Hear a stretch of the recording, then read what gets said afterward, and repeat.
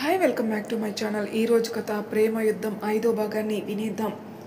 కిరీటి కోపంగా బయటికి వెళ్ళడం చూసిన వాసు కిరీటి వెనకే వెళ్తాడు. వాసు, నువ్వు వెళ్ళు, నేను కోపంలో ఉన్న మాట అంటే బాధపడతావు. పర్లేదులే కిరీటి. కిరీటి నడిచేవాడు ఆగి రోడ్డు మీద పక్కకి కూర్చుంటాడు. రేయ్, అక్కడ దుమ్ముందిలే అంటూ కిరీటి చేతిని పట్టుకుంటాడు వాసు. రోజు మనం ఉండేది ఇలాంటి చోటే కదరా, నాకు అలవాటు అయిపోయిందిలే అన్నాడు. కిరీటి, నన్ను నువ్వు ఏమీ అనుకోను అంటే ఒకటి అడుగుదాం అనుకుంటున్నాను. నిజం చెప్పు, నిజం మాత్రమే. వాసు, దయచేసి నా మాట విను. నేను చాలా కోపంలో ఉన్నాను. ఒకరి మీద కోపం ఒకరి మీద చూపెట్టడం నాకు ఇష్టం ఉండదు. ఇప్పుడు దాని మీద కోపం నీ మీద చూపెట్టాలి అనుకోవట్లేదు, అందుకే వెళ్ళు. కానీ గంగోత్రి మీద చూపిస్తున్నావు కదరా. నిన్ను వదిలేసింది రాఘవి. ఆ కోపం నువ్వు గంగోత్రి మీద చూపించట్లేదా? లేదు, నేను గంగోత్రి మీద కోపం చూపెట్టలేదు. అలా అని ప్రేమ, స్నేహం, ద్వేషం ఏది ఏ భావం చూపించట్లేదు, చూపెట్టను కూడా. తన మీద నాలో ఏ భావం కలిగినా నేను దాన్ని అంగీకరించిన వాడిని అవుతాను. అందుకే నేను తన మీద కోపం కూడా వ్యక్తం చేయను. అలాంటప్పుడు ఎందుకు తనకు విడాకులు ఇవ్వట్లేదు? నీకు శ్రమ లేకుండా తనంతట తాను విడాకులు ఇస్తానంటుంది కదా, ఎందుకు ఆ కాగితాలు చింపేశావు? విడాకులు ఇస్తే మా నాన్న బాధపడతారా? చూడు కిరీటి, నాకు ఇంట్లో ఆడపిల్లలు ఉన్నారు. గంగోత్రి స్థానంలో నా చెల్లి ఉంటే నేనైతే నువ్వు విడాకులు ఇవ్వడమే సరైన మార్గం అనుకుంటాను. తనకు నువ్వు ఎలాగో జీవితం ఇవ్వవు. నీ దగ్గరుండి నీకు నోటుకొచ్చింది అంటుంటే చూస్తూ ఉండడం నా వల్ల అవ్వట్లేదు. ఇప్పుడు నువ్వు విడాకులు ఇచ్చినా నీ తండ్రి సంతోషిస్తాడే తప్ప బాధపడడు. నాకు తెలిసి ఆయన లేని గంగోత్రి ఒంటరి అవుతుందని అనుకుని నిన్ను తోడు పెడదామనుకుని ఉంటాడు. కానీ నువ్వు రాబంధువు కంటే దారుణంగా ఆ అమ్మాయి మనసు తూట్లు పొడుస్తున్నావు. నేను 2 సంవత్సరాల నుండి చూస్తున్నాను. నువ్వు తనతో మాట్లాడిందే లేదు, సంతోషంగా ఉంది లేదు. ఒక స్నేహితుడిగా నీకు నేను ఇస్తున్న మంచి సలహా, నువ్వు గంగోత్రికి విడాకులు ఇవ్వడం అని అక్కడి నుంచి వెళ్తాడు. కిరీటి వెళ్ళిపోతున్న వాసుని చూస్తూ ఉండగా గంగోత్రి కిరీటి వాళ్ళని వెతుకుతూ చీకట్లో కనిపిస్తుంది. కిరీటి లేచి గంగోత్రికి కనిపించేలా వెలుతురికి వెళ్తాడు. అప్పటి వరకు ఏడుస్తూ వెతుకుతున్న గంగోత్రి కిరీటిని చూసి దగ్గరికి వెళ్ళి, బావా ఇక్కడున్నావా, చాలా భయం వేసింది అంటూ దగ్గరకొచ్చి, నేను ఇంతకు ముందు దరఖాస్తు చేసిన విడాకుల పత్రాలు పోయాయి అనుకున్నాను. అవి ఇంకా ఉన్నాయి. రేపిద్దరం సంతకం పెట్టి వకీలుకిద్దాం. ఇందాకే రాఘవి మేడం ఫోన్ చేసింది. తను కూడా ఊర్లో దిగిందట. రేపు తనని ఇంటికి రమ్మన్నాను అంటూ కిరీటి వైపు చూడకుండా ఇంటి దారి పడుతూ అడుగుతుంది. కిరీటికి ఏం సమాధానం చెప్పాలో తెలియక వాసు చెప్పింది ఆలోచిస్తూ రాఘవి వచ్చిందా అనుకుని గంగోత్రి వెనకే వెళ్తాడు. చంద్ర సహోదరి అసహనంగా కూర్చొనుంటుంది. తన చేతికి వచ్చిన కొడుకు పెళ్లి చేసుకుని పిల్లా పాపలతో ఉంటే ఒక ముద్ద పెడితే తిని ఆ సంతోషంలో అనాథ పిల్లలకి సహాయం చేద్దామనుకుంది. కానీ ఈరోజు తనని తాను కూడా చూసుకోలేని నిస్సహాయ స్థితిలో మతిస్థిమితం పోయి తనకు ఒక ముద్ద పెట్టే తల్లి కోసం ఎదురు చూస్తూ ఉన్నాడు. భైరవ చూస్తే చిన్నవాడిలా లేడు. తనకి కావాల్సిన దానికోసం ఎంత దూరమైనా వెళ్ళేలా ఉన్నాడు. నా భర్త ప్రేమకి గుర్తైన ఈ స్థలాన్ని నేను ఇవ్వలేను. ఎలా, ఏం చేయాలి? ఇన్ని చేసినా నాకు ఇవన్నీ ఎదుర్కొనే శక్తిని కూడా ఇవ్వు భగవంతుడా అని తన ముందున్న స్వామివారి పటానికి చేతులెత్తి దండం పెట్టుకుంటోంది. అమ్మా అంటూ పరుగునొచ్చి తల్లి పక్కన కూర్చుంటాడు 28 సంవత్సరాల యువకుడు. నాన్న అక్షత్, ఏమైంది, ఎందుకు ఏడుస్తున్నావు? అమ్మా అంటూ ఆ చింటుగాడు నా బొమ్మ లాక్కున్నాడు, నాది నాకు ఇవ్వు అంటే కొడుతున్నాడు అని ఏడుపు మొదలు పెడతాడు. చంద్ర సహోదరికి కొడుకు పరిస్థితి చూసి ఏడుపు వస్తుంటే పక్కకి తిరిగి కళ్ళు తుడుచుకొని, రా నాన్న, నేను వేరే బొమ్మకు ఇస్తాను కానీ.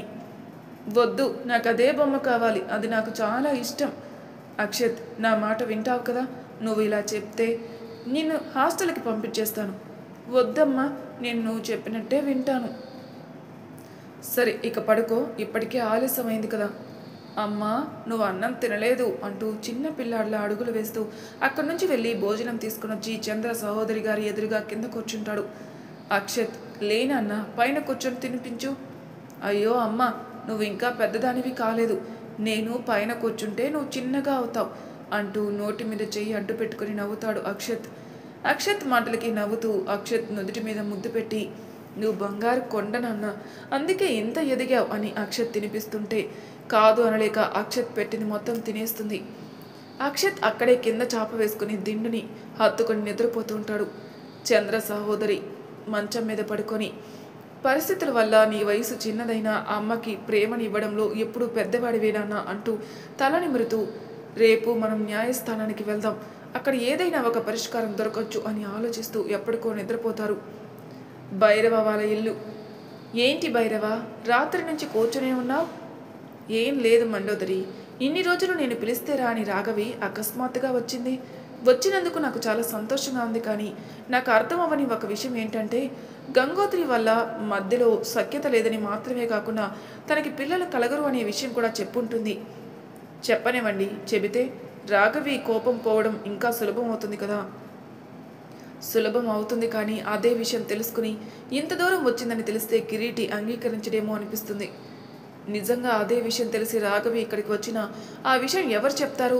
భైరవ రాఘవి చెప్పదు, నువ్వు చెప్పవు, నేను చెప్పను. ఒకవేళ గంగోత్రి ఇది విషయం అని చెప్పినా అన్నయ్య వినడు, వినిపించుకోడు. ఇంకెందుకు మనకి భయం? నేనైతే రాఘవి వచ్చిన దగ్గర నుంచి చాలా ఆనందంగా ఉన్నాను. ఈసారి అన్నయ్య రాఘవిలను విడిపోకుండా ఉండేలా చెయ్యాలి. విడిపోకపోవడం వారి చేతిలోనే ఉంది మండోదరి. రాఘవి కంటే ముందు కిరీటిని నేను కలిసి మాట్లాడాలి. అందుకే ఇవాళ తను పనిచేసే మెకానిక్ షెడ్ దగ్గరికి వెళ్తాను. సరే, అవసరమైతే నేను కూడా వస్తాను, నన్ను కూడా తీసుకెళ్ళండి. లేదు, వాడు నా మీద కన్నా నీ మీద ఎక్కువ కోపంగా ఉన్నాడు. మండోదరి ఏమీ అనలేక ఆ క్షణం, నాకు నువ్వు ముఖ్యం అనిపించింది భైరవ. నేను నాన్న చూపిన అతన్ని పెళ్లి చేసుకుని ఉంటే ఈ పాటికి చచ్చిపోయి ఉండేదాన్ని. భైరవ మండు అంటూ దగ్గర తీసుకుంటాడు. మండోదరి భైరవాని హత్తుకుని, నాకు అన్నయ్యని దగ్గర చేయి భైరవ, నాకున్నది అన్నయ్య మాత్రమే, తను కూడా లేక నేను అనాథనన్న భావన కలుగుతుంది. నీకు ఆ భావన ఎప్పటికీ కలగనివ్వను. నిన్ను పెళ్లి చేసుకున్న రోజే నీ అన్ని కోరికలు తీరుస్తానని నేను నిర్ణయించుకున్నాను. దానికోసం నేను ఏదైనా చేస్తాను. మండోదరి చిన్నగా నవ్వుతూ భైరవ వైపు చూసి అతని బుగ్గ మీద ముద్దు పెడుతుంది. భైరవ సరే, నేను రాఘవి దగ్గరికి వెళ్తున్నాను అంటాడు.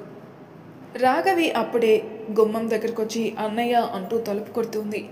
రాఘవి రారా, నీకోసమే వద్దాననుకున్నాను అంటూ లేచి రాఘవి ఎదురుగా వెళ్తాడు భైరవ.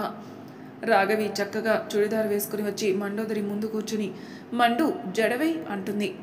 మండోదరికి పాత రోజులు గుర్తుకొచ్చి సంతోషంగా దువ్వెని తీసుకుని వచ్చి రాఘవికి దువ్వుతూ ఉంది. రాఘవి జుట్టు వేసుకోవడానికి తల వెనక్కి పెట్టి కళ్ళు మూసుకుని, నువ్వు కిరీటిని కలవ కన్నయ్య. ఎందుకురా, నేను మాట్లాడొస్తాను. నువ్వు మాట్లాడితే తను వినే అంతగా మీ ఇద్దరి మధ్యలో సఖ్యత ఉందా? అది కాదు రాఘవి, నేను వెళ్ళి మాట్లాడి ఒప్పించడానికి ప్రయత్నం చేస్తాను. అన్నయ్య, నువ్వు తెలివి కలవాడవని నీ భావన, కానీ చిన్న విషయం ఎలా మరిచావు అంటుంది. జడ వేయడం ఆగిపోయి అద్దం దగ్గరికి వెళ్తూ. అంటే అంటుంది మండోదరి రాఘవి వైపు చూస్తూ. చూడు మండు, నేను ఇక్కడికి వచ్చింది కిరీటి గంగోత్రుల్ని విడదీయడానికి కాదు. భైరవ మండోదరి ఇద్దరు షాక్ అయ్యి ఏంటి అంటారు ఒకేసారి. అవును, నేను వాళ్ళని విడదీయడానికి ఇక్కడికి రాలేదు. గంగోత్రికి కిరీటికి పెళ్ళి అయింది. వారిద్దరూ భార్యాభర్తలు. అది నేను 2 సంవత్సరాల క్రితం అంగీకరించిన విషయం. ఇప్పుడు నా కోసం వాళ్ళు విడిపోవడం నాకు ఇష్టం లేదు. ఒక ఆడపిల్లగా వేరొక ఆడపిల్ల జీవితం నేను నాశనం చేయలేను. నేను ప్రేమించింది కిరీటిని, పెళ్లి చేసుకోవాలనుకుంది కిరీటిని. కాబట్టి నేను ఏదైనా ఉంటే కిరీటితో తేల్చుకోవాలి. ఈ ప్రక్రియలో గంగోత్రికి సంబంధం ఏంటి? నేను తనని బాధ పెట్టడం ఎందుకు? దాని జాతకం మంచిది కాదు రాఘవి అంటుంది మండోదరి. చూడు మండోదరి, మనమిద్దరం స్నేహితులం అనే విషయం మర్చిపోదాం. నీ భర్త చెల్లెలి స్థానంలో నీ ఆడపడుచుగా మాట్లాడుతున్నాను. మండోదరి భైరవ వైపు చూసి, చెప్పు రాఘవి. నువ్వు మా ఇంటికి వచ్చినప్పటి నుంచి నేను మా అన్నయ్య కలిసిలేం. మా అమ్మ నాన్న వేరే దగ్గరుంటున్నారు. మీరు మీ సంతోషం కోసం ఇక్కడికి వచ్చినప్పటి నుంచి మా నాన్న బాధతో ఆరోగ్యం పాడు చేసుకున్నాడు. నువ్వు వచ్చాక నేను కిరీటి విడిపోయాం. ఇదే నువ్వు మీ ఇంట్లో ఉన్నప్పుడు మీ అత్తయ్య మామయ్య చనిపోయారు, మీ అమ్మ నాన్న చనిపోయారు, మీ అన్నయ్య జీవితం నాశనమై గంగోత్రి తన జీవితంలోకి వచ్చింది. ఇప్పుడు వీటన్నిటికీ కారణం నువ్వేనని నా ఉద్దేశం. నువ్వేమంటావు? మండోదరి రాఘవి, నేను ఎలా అవుతాను అంటుంది నొచ్చుకున్నట్టుగా భైరవ చూస్తూ. హో, అయితే వీటన్నిటికీ కారణం గంగోత్రి ఎలా అవుతుంది? నువ్వు ఇంట్లో ఉండగానే కదా తన తల్లిదండ్రులు పోగొట్టుకుంది. తన అత్తయ్య మామయ్య చనిపోయింది. తనకిష్టం లేని వాడిని పెళ్లి చేసుకుంది. భైరవ రాఘవి అంటాడు. ఏంటి రాఘవి, నీ భార్య అన్నవే కదా నేను అన్నది. తనకో న్యాయం, గంగోత్రికో న్యాయం ఏంటి? ఇప్పుడు ఇన్ని రోజుల నుంచి మన ఇంట్లో ఉన్న ఈ నష్టజాతకురాలికి నువ్వు కూడా విడాకులివ్వు. మండోదరి షాక్ అయి రాఘవి వైపే చూస్తుంది. ప్రార్థన నిద్రలేచి ఏడుస్తూ ఉంటే రాఘవి ప్రార్థన దగ్గరికి వెళ్ళి, నా మేనకోడలు కదా అంటుంది భైరవ వైపు చూసి. భైరవ అవును అన్నట్టుగా తలూపుతాడు. ఏడుస్తుంది, ఎత్తుకో మండు అంటుంది రాఘవి మండోదరి వైపు చూస్తూ. మండోదరి రాఘవి వైపు చూసి ప్రార్థనని తీసుకుని ఓదారుస్తూ భైరవ వైపు కన్నీళ్లతో చూస్తుంది.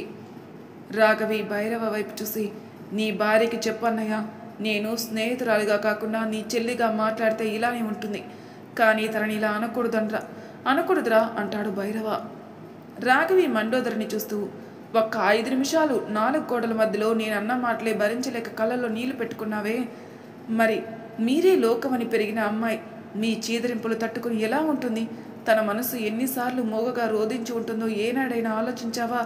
నేను 2 మాటలని బయటికి వెళ్తే నిన్ను ఓదార్చడానికి అన్నయ్య ఉన్నాడు, కానీ నలుగురని సూటిపోటి మాటలు భరిస్తూ భర్తన స్వాంతన లేకుండా ఆ గంగోత్రి ఎంత నరకం చూస్తుంటుంది. నువ్వు ఆడదానివే కదా మండు, నీ రక్తం కూడా పంచుకొని పుట్టిన నీ మేనత్త కూతురి మీద జాలి దయ లేదా నీకు? రాఘవి అంటాడు భైరవ కోపంగా. ఏంటన్నయ్య, 2 సంవత్సరాల క్రితం వచ్చిన పెళ్ళాం కోసం నన్ను మొదటిసారి కోపగించుకుంటున్నావు అంటే మీరు మాత్రమే ఆదర్శ భార్యాభర్తలను నిరూపించుకోవాలనుకుంటున్నారు అంతేనా? మండోదరి ప్రార్థనని భుజం మీద వేసుకుని ఊపుతూ రాఘవి వైపే చూస్తుంది. ఇప్పుడు కిరీటి కోసం వెళ్ళి నేను అందరి దృష్టిలో చెడ్డదాన్ని అవ్వాలని నాకు లేదు, కోరి వచ్చిన కిరీటిని వదులుకోవాలని లేదు. గంగోత్రి కిరీటి తండ్రి మాటలకి తల వచ్చింది, కానీ కిరీటి వద్దు అనకుండా తాళి కట్టాడు. ఇక్కడ కిరీటి తప్పే ఉంది. అతని తప్పు అతను తెలుసుకుని స్వచ్ఛందంగా వచ్చిన కిరీటి నాకు కావాలని అక్కడి నుంచి వెళ్తుంది. మండోదరి భైరవ వెళ్తున్న రాఘవి వైపే చూస్తూ ఉంటారు. కిరీటి వాళ్ళ ఇంట్లో. బావా వెళ్దామా అంటూ వస్తుంది గంగోత్రి. ఎక్కడికి వాసు అంటాడు కిరీటి అక్కడే నిల్చున్న వాసుని చూసి. ఎక్కడికి ఏంటి బావా, నిన్న చెప్పాను కదా వకీలు దగ్గరికి వెళ్ళి విడాకుల పత్రాలు దరఖాస్తు చేసుకుందామని. నేను సంతకం కూడా చేశాను. నేను చేయలేదు కదా, నాకు విడాకులు ఇవ్వటం ఇష్టం లేదు. ఎందుకు బావా, రాఘవి మేడం వచ్చారు, నీ నుంచి విడిపోతానని తనకు నేను మాటిచ్చాను. నేను నా తండ్రికి మాటిచ్చాను, అందుకే నేను కూడా విడాకులకు సిద్ధంగా లేను. అదేంటి బావా, మీకు నేను ఇష్టం లేదు కదా, నేనే అవకాశం ఇస్తుంటే ఎందుకు మీరు వ్యతిరేకంగా ఉన్నారు? ఇది వ్యతిరేకత కాదు, నా బాధ్యత. నేను నిన్ను పెళ్లి చేసుకుని బాగా చూసుకుంటానని నా తండ్రికి మాటిచ్చాను. వాసుకి కిరీటి మాటలు అర్థం కావు. అదేంట్రా, తనని దరిద్రం అని నువ్వే అంటావు, మాటిచ్చానని నువ్వే అంటావు, 2 నువ్వే అంటే తనేంటి? పోనీ నువ్వు తనని ప్రేమిస్తున్నావా? వాసు అంటారు కిరీటి.